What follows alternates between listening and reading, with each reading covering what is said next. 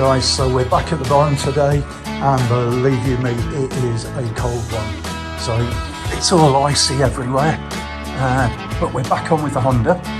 So as you can see, I've mounted the carburettors, I've added the fuel pipe, I've added the fuel drain pipe, air filter boxes are back on with our overhauled air filters. So fuel wise, we're in a good place. So one more job to do before we try and start.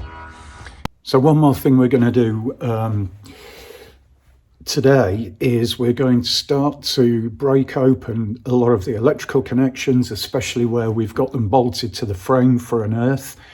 And we're going to use, hang on a minute, we're going to use a little bit of dielectric grease. Okay, so what this does is it's a lubricant and a protector to stop corrosion, but it allows the connector to function electrically as it should. Because when we were before trying to turn the bike over, you could kind of hear it struggling, as you know, and I don't think we're making a lot of good connection, and it wouldn't do any harm to just go over the electrics and just try and spruce them up.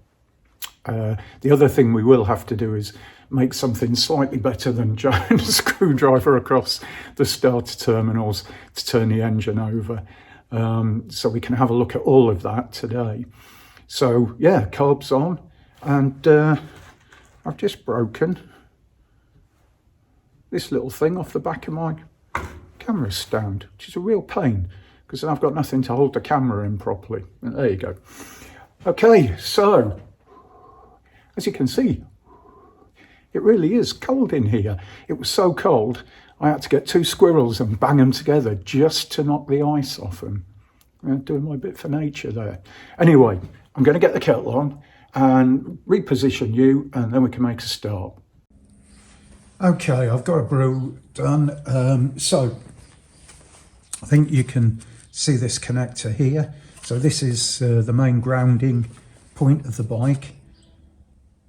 Quite heavily corroded. I think we'll take that off. That will allow us to remove the fuse block. Oh God, 13 amp household fuses. Okay, let's put that back on and pretend we didn't see that. We'll remove the fuse block. That will allow us to get onto the starter mode solenoid connections and get to those. And that would be a good place to start, I think. What you will notice on this bike is there is quite a few wires that are just unplugged.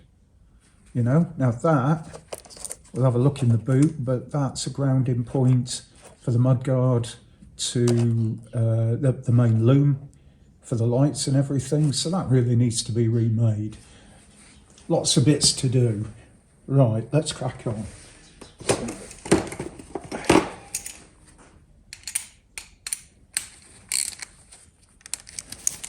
If we can get this off without shearing it.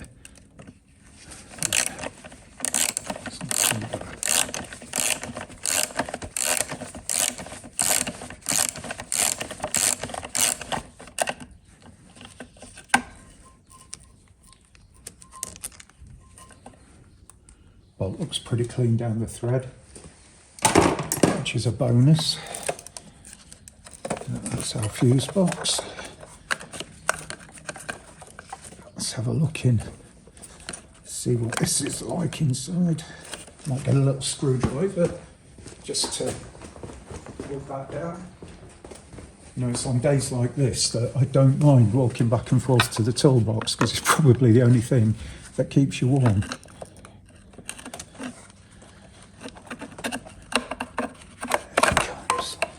Okay, so they are pretty ugly in there. We'll give those a clean up. Take the fuse box back to the bench and try and make that a little bit happier. Let's put that away properly. So the silver thing you can see down here, I'm guessing, although I don't see any wires coming off it. Oh yes, there they are. Is the regulator rectifier. Or probably in this bike's case, you've got just a rectifier. So I'm just looking now So the starter solenoid's actually bolted to the mudguard. That might be a lot more hassle than it's worth to try and remove that to clean it. See if I can pull some of this wiring out of the way.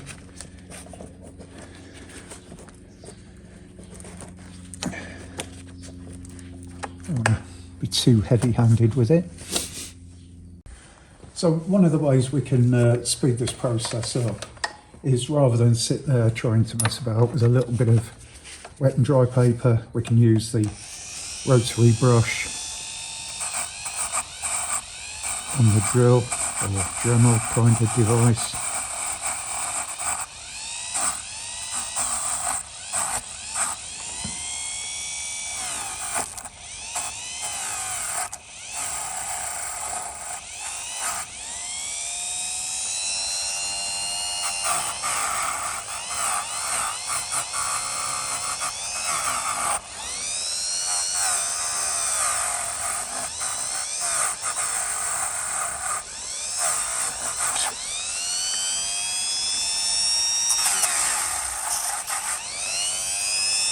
Get that to 3 just to stop it stalling so easily.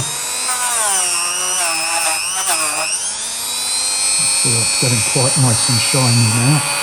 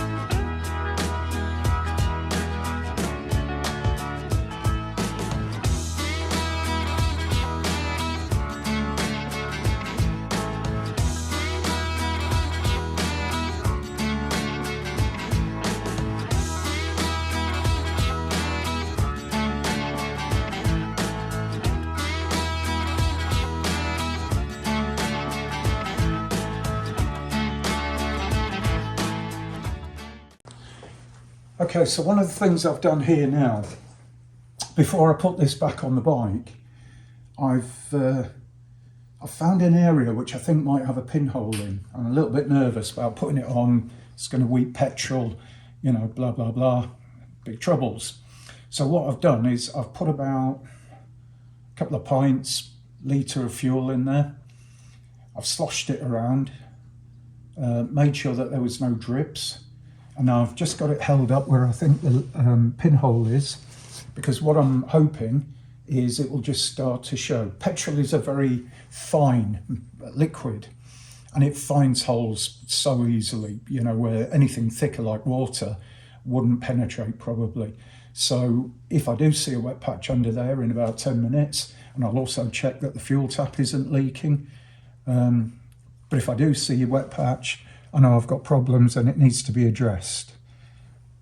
So what I'm going to do, I'm going to leave you to keep an eye on that, and I'm going to make a brew. Catch you in a minute. So I've just rocked the tank round. There is absolutely no sign of any leakage from the front where I thought the pinhole was. So I've rocked that round now so that the fuel is sitting at the petcock, and make sure all that's nice and secure and sealed. Yeah, so good, so good. Right, it's all looking good. No leaks. I'm going to chuck this on the bike and yeah, take you over there and you can watch. Right.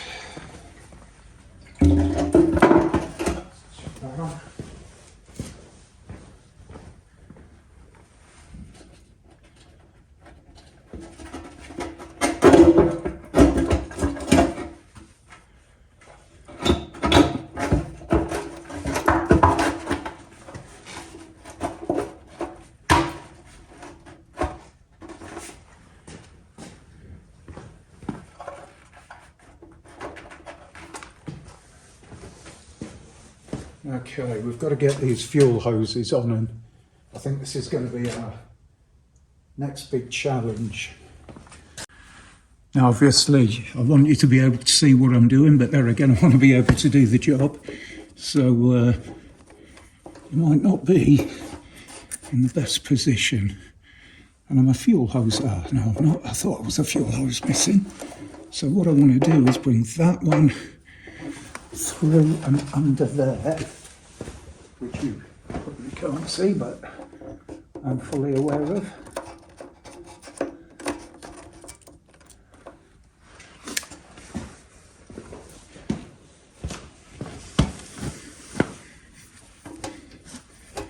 Let's just unbury that from where it has buried itself. The Honda fuel line is nowhere near as rigid as this. Doesn't look a very good routing. Let's try another way. What would happen if I brought it round that way? See, these are things when a bike's been apart for as long as this one has. Sorry, guys. Where you start to have to make it up as you go along. Right, so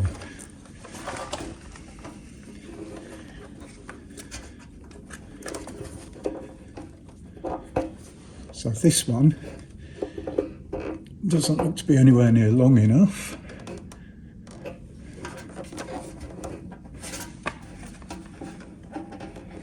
So I might have to refit that one.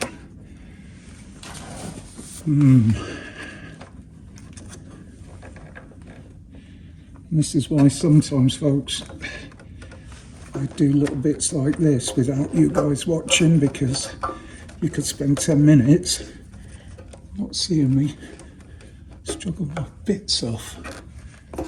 Flipping wires caught round the clip. So that one's going to be plenty long enough. Wiring loom out of the way. For some reason I didn't cut the other one. Did I? Can I get that one? No, I've got to replace that. Okay, so I'm going to need to lift the tank. So let me see if I can show you what's going on. This one has got plenty of length, but that one I've cut too short. So I'm going to need to replace it, and that's going to be a little bit awkward. So I'm going to have to lift the tank, clear the wiring. Hope to God the pipe's going to pull off. Right, I'm going to turn you off. We'll return when I'm fitting back onto the tank. Well, hopefully you didn't pick up the music, but I bet you did. That's probably made all of the footage I've just taken useless. But not to worry too much. So, where am I now? Just connecting the battery up. Tank's on, tank's connected up. Carburettors are all sorted out. Choke's on. Now, as you know, we weren't having a lot of luck with the electric start because the button's totally carked. But what I want to do is just see if we can get enough life out of the bike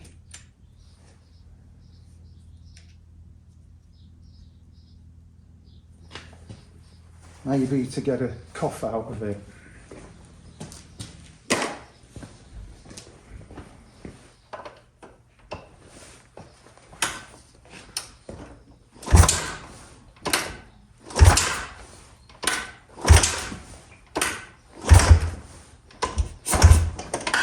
Right, so that is a lot of effort.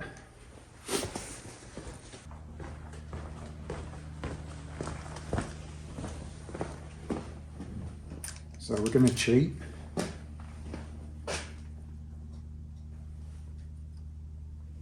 Last thing I want is the headlamp on. And see if we can short this out. So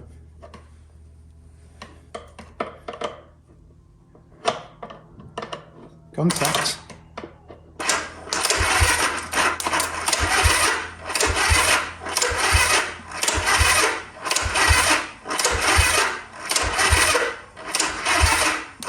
Still slow as hell, isn't it?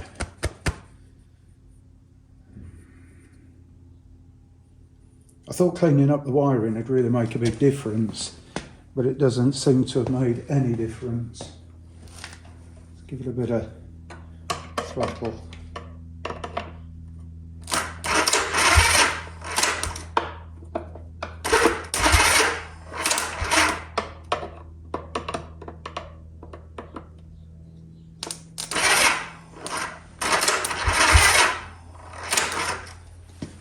This is not the best way to try and start a motorbike. Right, jump leads onto the battery. Let's get some current delivered.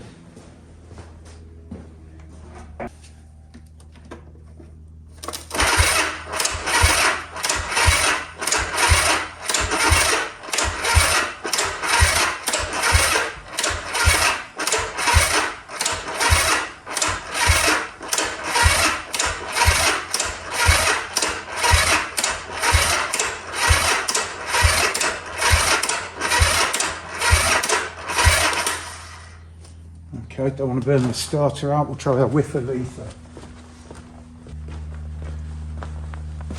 Sketchy as it gets, isn't it, folks?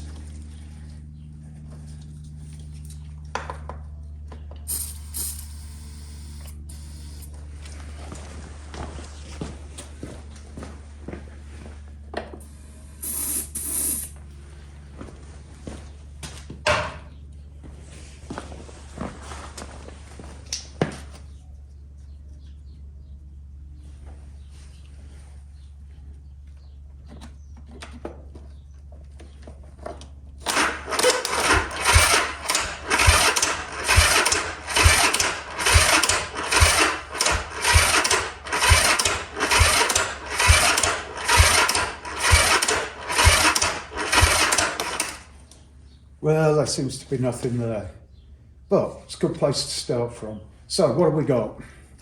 Besides a horrible taste of ether in my mouth. We know that the electrics should be as good as they're going to be. So I'm guessing we're still not getting a good spark. So next thing, let's get a spark plug in it and see what's happening. Right, so what we've got, multimeter. Grounded to our common ground,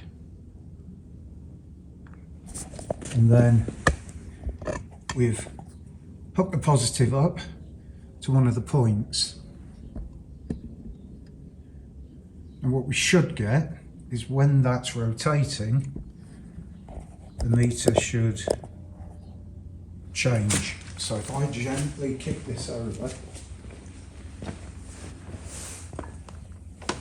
with the ignition on, 10 volts. It's not a lot, but it's probably about right for a coil.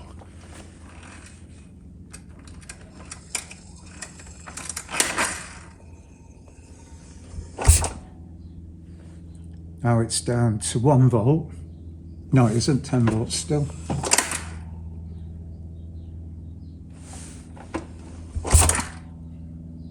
So 1.8, so that says the points have closed and they collapsed the field to the coil. 10.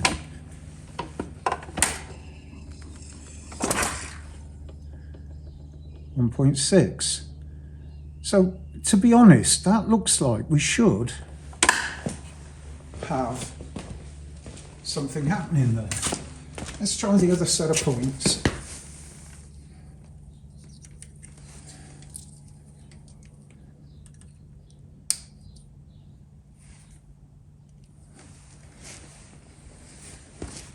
.49. Right, 10.5 volts isn't ideal, but it should be enough to trigger.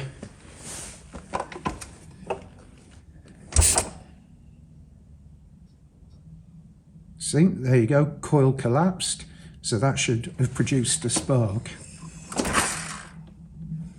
Coil charges, coil collapses. So I think this is down to voltage. I think that's our problem.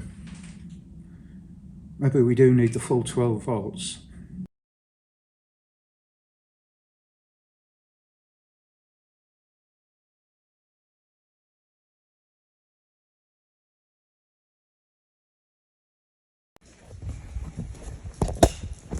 Right guys, you might be able to see a large cloud of smoke. Well, believe it or not, the old girl's just fired. So let me try and let's get you set up.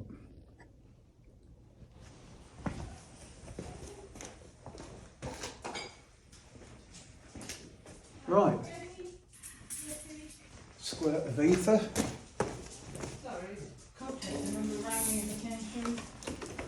And let's see what we can do, folks.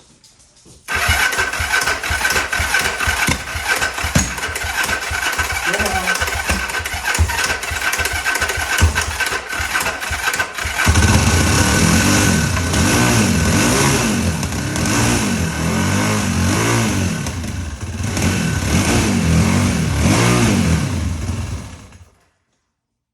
She lives. No, I don't think he is. He ran. I'm not surprised, I would have. Yeah, but what you didn't realise, he was just coming up to the back of it as it started, and you revved it and he went, "Wah!" Just ran. Right, let's see if we can do it again, once more. Come on, dogs, wind out.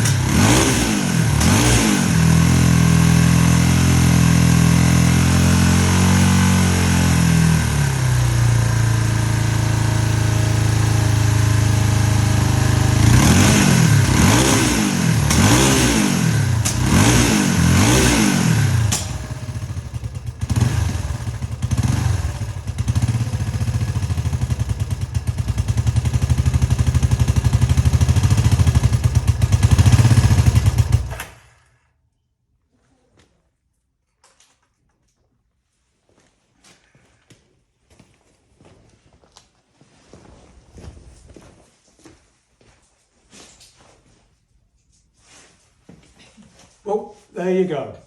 She runs. And what's more is when she's running slowly, you tick it over, which is not too bad, but there's a lot more setup to do. So loads of stuff to do now. Put it all back together, clean up the oil. It's just wheezed out of it, so I didn't put the cover back on. But that's actually a day's work done really well and not too rattly. So I'm going to call it a day, wrap up, go home, have a beer and celebrate. Thank you very much.